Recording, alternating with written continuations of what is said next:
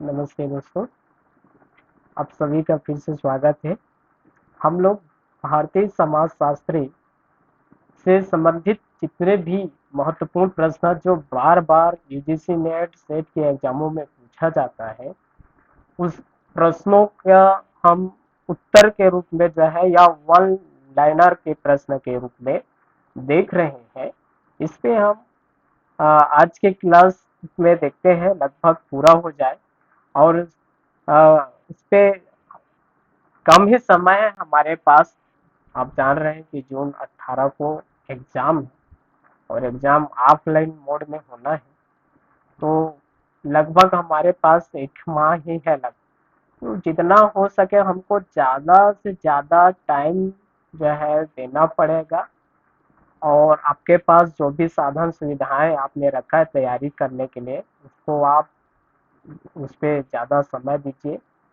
Group में भी हमने कई एक किताबों को जो है पीडीएफ में के रूप में जो है डाला गया है। आप इनकी सहारा भी ले सकते हैं, 2-3 किताबें आपको मिल जाएगा।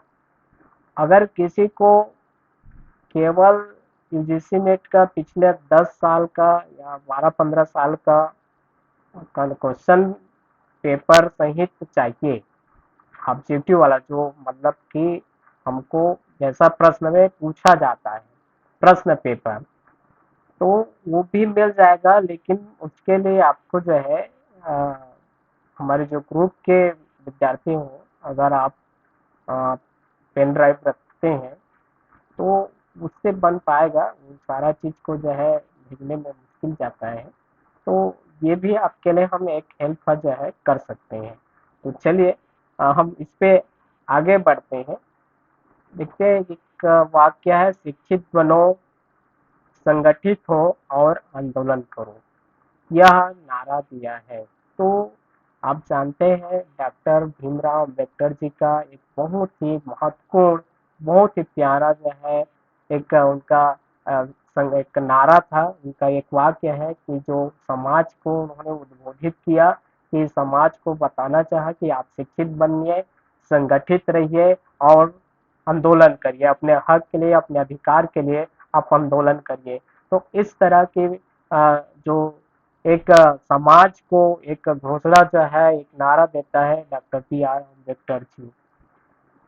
दूसरा इसी से संबंधित है, अम्बेडकर का स्वाधीनता के प्रति दृष्टिकोण था। तो स्वाधीनता जो है स्वयं में एक, अगर हमको अधीनतर होना है, किसी की गुलामी नहीं करना है या किसी पर निर्भर नहीं होना है, हम स्वयं जो है राज करें, तो इसके लिए जो है स्वयं के लिए संघर्ष करना पड़ेगा और कार्य से अर्जित की जाती है। देखिए, हम क्या होते हैं, जब तक स्वयं में कुछ संघर्ष नहीं करेंगे, स्वयं से लड़ेंगे नहीं, स्वयं से युद्ध नहीं करेंगे और अपने कार्य से जब तक किसी चीज को अर्जित नहीं करेंगे, उसको प्राप्त नहीं करेंगे, या किसी चीज को प्राप्त करने के लिए हम संघर्ष नहीं करेंगे, तब तक वह चीज नहीं मिल सकता। और हम अपना गुलामी से, या अपना कहना चाहिए दूसरों से निर्भर, या फिर स्वयं में राज जो है स्थापित नहीं कर सकते, स्वयं में हम जो है आत्मनिर्भर नहीं बन सकते हैं। तो जब हमारी लक्ष्य है, कोई हम जो है ड्रीम देखते हैं या कोई हमारे पास एम है, तो उस लक्ष्य को पाने के लिए के अनुसार कार्य करना पड़ेगा और हमको खुद से स्वयं से संघर्ष करना पड़ेगा। देखिए, किसी चीज को प्राप्ति करना चाहते हैं तो दुनिया या समाज हमारा विरोधी तो होता है, उससे ज्यादा विरोधी हम खुद का होते हैं, स्वयं का होते हैं। इसलिए डॉक्टर भीमराव अम्बेडकर जी का एक बहुत बड़ा इस पे कॉन्सेप्ट है कि वह अपने स्वयं को दुश्मन समझता है। लड़ना है तो खुद से लड़िए, खुद से लड़ करके आप आगे आइए और जो कुछ आप पाना चाहते हैं उसको आप अर्जित कर लीजिए। अगर हम इनके जीवन परिचय पे जाएंगे तो बहुत कहना चाहिए हमारा एक बड़ा वीडियो बन जाएगा, क्योंकि एमए समाजशास्त्र में डॉक्टर भीमराव अम्बेडकर के उनके सिलेबस ही है, उसके जीवन संबंधित उनके जीवन चित्रण, उनके बुक, उनके समाज के प्रति जो योगदान है, वो सारा चीज है। तो इसलिए आप उस पे एमए के छात्र हैं, आप उस पे पढ़ लेंगे। तो इतना इस पे हम बात करते हैं, फिर आगे देखते हैं अम्बेडकर से संबंधित और एक वैचारिकी से मेल नहीं खाता है। तो देखिए डॉक्टर अम्बेडकर के कुछ ऐसा विचार था जो दूसरे के विचारों से मेल नहीं खाता था, मैच नहीं हो पाता था। वो क्या है, कर्मकांड का। कर्मकांड को जो है डॉक्टर भीमराव अम्बेडकर जो है इस तरह के जो विचारधारा थे, जो कहना चाहिए कर्मकांड पे, या फिर कहना चाहिए जो धर्म पे ही जो है जोर देते थे, या अपना भाग्य पे, या मोर किस्मत है ही खराब है, इस टाइप से जब हम बोलते हैं तो उसके बहुत ही ये विरोध में था। उनका विचार बिल्कुल इस तरह से मैच नहीं खाता था। उनका कहना यही था कि आप स्वयं में संघर्ष करिए और जो आपका लक्ष्य है, जो आप पाना चाहते हैं, उसको अर्जित कीजिए। और डॉक्टर भीमराव अम्बेडकर की अगर जिंदगी को देखेंगे तो सबसे बड़ा संघर्षशील व्यक्ति यदि कोई इस दुनिया में हमको दिखाई देता है हमारे भारत में, तो एक ऐसा शख्स है डॉक्टर भीमराव अम्बेडकर, जो स्वयं से लड़ करके, खुद को लड़ करके इतना ऊंचाई पर गया, इतना एजुकेटेड पर्सन बना, इतना ज्ञान कहना चाहिए उनके पास डिग्री थे, इतने ज्यादा उनके पास लैंग्वेज का नॉलेज था, चलता फिरता एक यूनिवर्सिटी था उनके पास, कई विषयों में पीएचडी था। तो हम देखेंगे उनके जीवन को तो ये कोई आसान बात नहीं है। आज हमको एक पीएचडी करने में बड़ा मुश्किल से ले दे करके इधर उधर जुगाड़ करके कहीं से हो पाता है, लेकिन वो ऐसा व्यक्ति था जो विदेशों में जाके तीन तीन पीएचडी जो है लिया। तो हम से देख सकते हैं उनके पास 42 प्रकार के जो है उनके पास मास्टर डिग्रियां थी। तो हम आज एक दिशा में एमए कर लिए तो अपने को बहुत टोपचन समझ लेते हैं कि यार मोल ज्यादा कोई पढ़े लिखे नहीं है गांव भर में। लेकिन आप सोचिए जो इतना मास्टर डिग्री ले करके भी जो है, तो कोई आसान काम नहीं है। उनका जिंदगी को देखेंगे तो बहुत बड़ा संघर्षशील व्यक्ति रहा, और उन्होंने तब जा करके देश को, समाज को आज हमारी स्थिति जो है उनकी देन है। संविधान की बदौलत हम जो है आज जिस स्थिति में जी रहे हैं, वो सब डॉक्टर भीमराव अम्बेडकर की देन है। तो एक स्वयं उनके उदाहरण को हम देख सकते हैं और उनसे हम प्रेरित हो करके अपने जीवन को जो है बेहतर करने की कोशिश करते हैं। इसलिए उन्होंने समाज को शिक्षित बनने के लिए, संगठित होने के लिए और अपने हक के लिए लड़ने के लिए, आंदोलन करने के लिए वो जो है एक नारा भी दिया था। तो ये सारा जो है बार बार यूजीसी नेट में पूछा जा चुका है, आईपीएससी में पूछा जा चुका है, और हमारा सीजीपीएससी में भी यह प्रश्न आया था। मैं खुद जो है 19 में बैठा था तो ये प्रश्न दिए थे। चलिए आगे बढ़ते हैं भाई। हाँ, 1936 में इंडिपेंडेंट लेबर पार्टी की स्थापना की थी। तो ये भी डॉक्टर बी आर अम्बेडकर जी से संबंधित है, जो उन्होंने एक स्वतंत्र लेबर पार्टी की स्थापना की। चूंकि पहले क्या होता था, इसके पहले ये जो इंडिपेंडेंट लेबर पार्टी 1936 स्थापना से पूर्व की बात करें तो मजदूरों के साथ बहुत ही अत्याचार था, बहुत 24 घंटा के काम लिया करते थे, और जो है जिसपे किसी प्रकार के उनके लिए, श्रमिक लोगों के लिए कोई फैसिलिटी की सुविधा नहीं थी, ना किसी प्रकार के मजदूरों को जो है उतने ज्यादा कहना चाहिए, ना कोई छुट्टी का प्रावधान भी नहीं था। एक एकदम पशु की तरह इस्तेमाल किया करते थे। लेकिन ये भी डॉक्टर बी आर अम्बेडकर जी का देन है कि उन्होंने एक इंडिपेंडेंट लेबर पार्टी की स्थापना करी, जिसमें श्रमिकों को जो है बहुत ज्यादा इनसे राहत मिले, उनके समय में, उनके श्रम में, और उनको एक छुट्टी भी मिली, और उनके जो कार्य अवधि है वो घटाई गई, तब से लेकर के 8 घंटा चली आ रही है। तो ये पूछा जा चुका है, इसको कोड में रखेंगे आप। एक मार्क्सवादी समाज विज्ञानी जो अपने आप को मार्क्सोलॉजिस्ट कहलाना पसंद करते थे। तो भाई मार्क्सवादी से अपने आप को मार्क्सोलॉजिस्ट कहलाना पसंद करते थे डीपी मुखर्जी। लखनऊ में डीपी मुखर्जी के समकालीन थे राधा कमल मुखर्जी एवं बी एन मजूमदार। लगभग ये प्रश्न जो है हमने जो है देख लिया है। चलिए इस पे तो हम आगे बढ़ते हैं।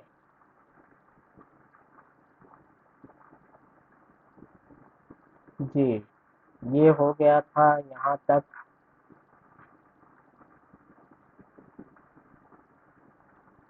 हम्म।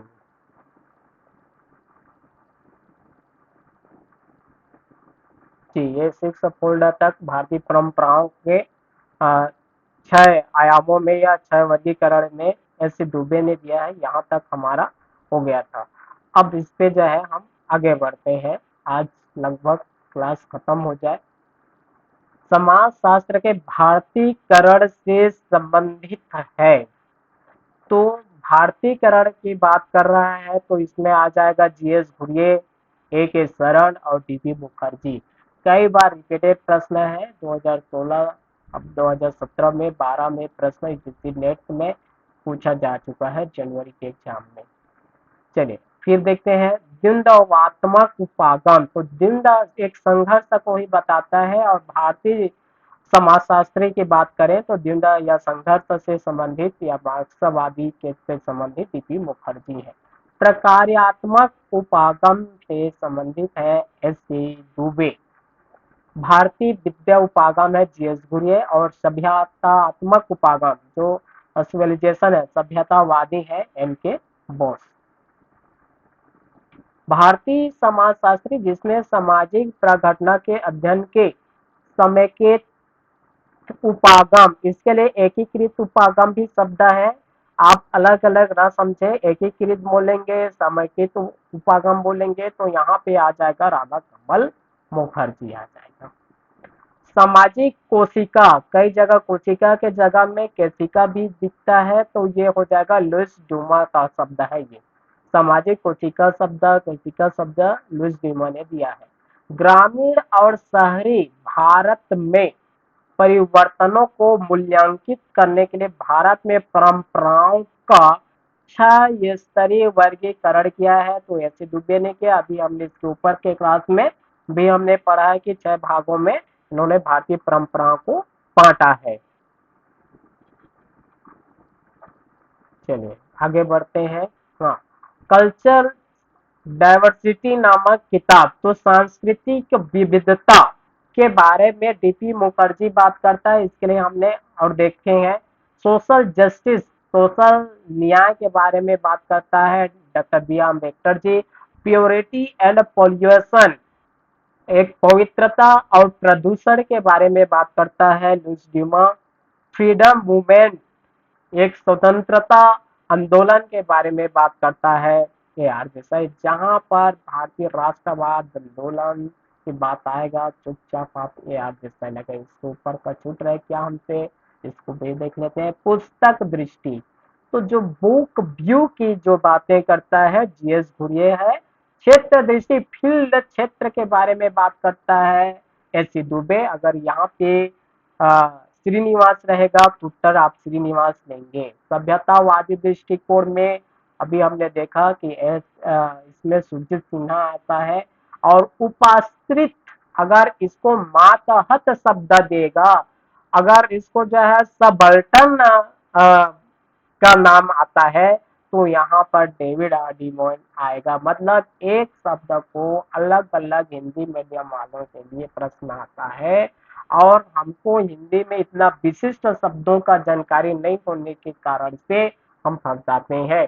तो जहां पर इस टाइप के शब्द आ रहा है उसको मैं जो है पर्यायवाची के रूप में बताने का प्रयास कर रहा हूं, ताकि आपको याद रहे कि इसको और क्या क्या शब्दों में पूछा जा चुका है। तो उपाश्रित मिलेगा, यहाँ पे उपाश्रित के जगह में मातहत शब्द मिलेगा, सब अल्टर्न शब्द मिलेगा, तो आ जाएगा डेविड हार्डिमैन। डेविड हार्डिमैन के जगह में अगर बी आर अम्बेडकर का नाम है तो आप डॉक्टर बी आर अम्बेडकर को उत्तर लेंगे।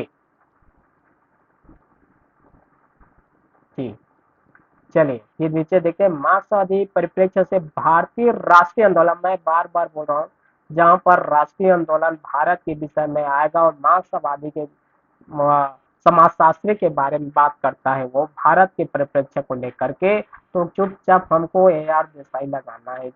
प्रकार्यवादियों की मूल प्रविधि है, तो प्रकार्यवादियों का मूल प्रविधि क्या है, मतलब उनका मुख्य काम क्या है, फील्ड वर्क है, क्षेत्र कार्य है।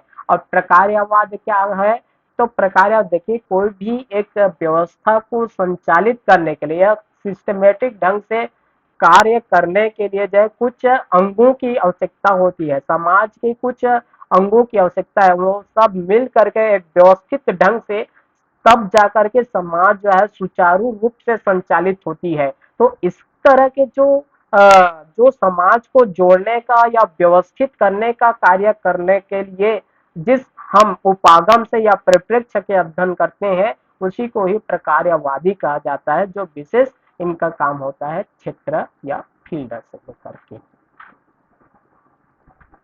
चलिए आगे बढ़ते हैं। इस पे डीपी मुखर्जी के अनुसार, ये मेरा नेक्स्ट डीपी मुखर्जी का मानना है कि भारतीय समाजशास्त्री होने के लिए किसी भी व्यक्ति का सबसे पहले भारतीय होना चाहिए। अगर कोई व्यक्ति भारतीय समाजशास्त्री का अध्ययन करना चाहता है तो उसे सबसे पहले तो भारतीय होना चाहिए। ये कौन बोलता है? डीपी मुखर्जी का कहना है। क्या बताना चाहता है कि वो भारतीय परंपराओं से, संस्कृति से परिचित रहेगा, तब तो वो ठीक ढंग से भारतीय समाजशास्त्री का अध्ययन कर पाएगा जी। मान लो एक पश्चिमी थिंकर को हम बोलेंगे, या पश्चिमी थिंकर भारतीय समाज के बारे में उतनी अच्छी तरह से अध्ययन नहीं कर पाएगा। अगर उनको फील्ड वर्क में आना पड़ेगा, भारत में जमीनी स्तर में उतरना पड़ेगा, घटनाओं को समझना पड़ेगा, परंपराओं और संस्कृति को सीखना पड़ेगा, तब तो वो अच्छी ढंग से जो है भारत के समाज शास्त्र में या भारतीय समाज क्या है उसके बारे में अध्ययन कर पाएगा, है ना। हम इंडियन थिंकर्स को तो कहना चाहिए जीएस घुरिये के आने के बाद पढ़ रहे हैं। इसके पहले तो हमारा पूरा समाज शास्त्र पश्चिमी थिंकर्स है, और हम जो है केवल पश्चिमी समाज के बारे में अध्ययन करते हुए आए हैं। तो ये तो हमारे बीच में 1924 के बाद भारतीय समाज का अध्ययन होना शुरू हुआ, जीएस घुरिये के आने के बाद में, है ना, या उनके प्रोफेसर के पद पे स्थापित होने से या विभागाध्यक्ष होने से। तो अगर हम भारतीय समाज को अच्छे से समझना चाहते हैं तो भारतीय समाज की परंपरा संस्कृति से अवगत होना चाहिए, भारतीय होना चाहिए, तब जा करके वो कुछ अच्छा से बेहतर करेगा। तो ये डीपी मुखर्जी के इस तरह से विचार है। विकास के गांधीवादी पथ का भाग नहीं है। तो अगर विकास के गांधीवाद पथ का भाग नहीं है तो ये क्या है? सहकारी संघर्ष। फिर हम देखते हैं कि ए आर देसाई के अनुसार राष्ट्रवाद के विकास के दूसरे चरण को वर्ष 1885 से 1905 के द्वारा चित्रित किया गया है। तो ये है हमारे लिए उद्योग विकास द्वारा। देखिए यहाँ पे जो ए आर देसाई है मार्क्सवादी, चूंकि तत्कालिक में लाइट बंद हो चुका है, मैं यहीं पे रुकता हूँ। इस पे छोटा सा वीडियो बना के इसको पूरा कर देंगे। ओके।